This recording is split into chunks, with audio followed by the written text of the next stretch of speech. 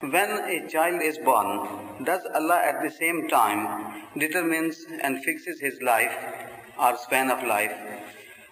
And can it change with his deeds or actions? I want to know a little more on this.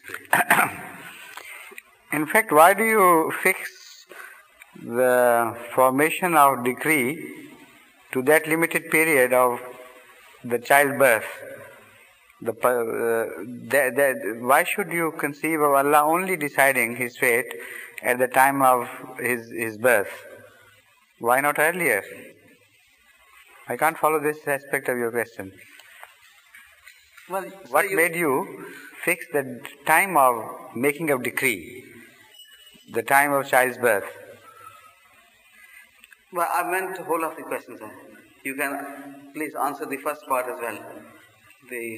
What I meant was, when a child is born, his age limit is fixed or it can vary, because in the Holy Quran, Allah Ta'ala has said, if you do good deeds, I'll prolong your life. Where has Allah said that in the Holy Quran? It's mentioned in a way, sir. Where? It could be hadith, sir. I'm not very sure. And again where? Please sit down. The fact is that you should not attach this general problem, this general question, to the limited time of child's birth. Just ask this question as such, generally speaking. In essence, what you want to know is that is the age of every living being, at least of every human being, is predetermined or not? Yes, please. Is that what you want? So it is not predetermined in the sense as understood by certain orthodox mullahs.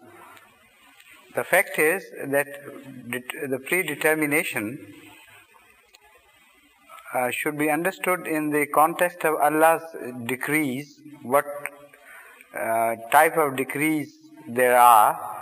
Is there a single class of decree which operates in every detail everywhere, or there are various categories of Allah's decrees?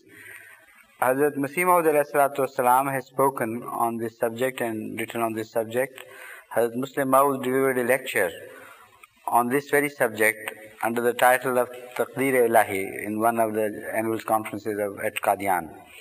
And this is a very rich contribution to this subject.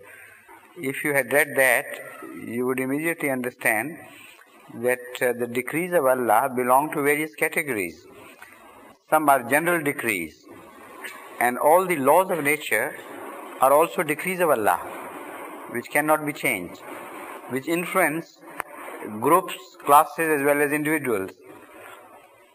So they interact with in certain cases with nations, with peoples, with individuals and so on.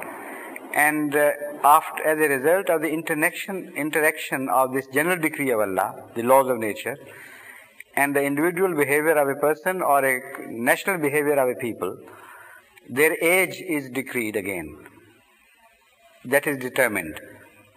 So age of a people is also determined in this way, and age of a person is also determined in this way, generally speaking. But that does not obviate the possibility of individual decrees by Allah in certain cases. For instance, those who are commissioned by Allah, prophets and so on, there it is not just a general decree which is in operation. When Allah decides and foretells that I am going to guarantee your safety until you have finished your task, in that case, such a prophet who is addressed in these terms is shifted from ordinary general decree to the region of a very special decree of Allah, where individually he is being guarded from then on. Ordinary laws of nature work in subjugation to his cause, not as his masters. So that is another type of decree within the larger decree of Allah. So if you read the book, as I have mentioned, Taqdeer Ilahi, then you will begin to understand the general phenomena of decree of Allah. Although it would still raise certain other questions, but at least the preliminary will be known, and then you will be better able to further study the phenomena of decree.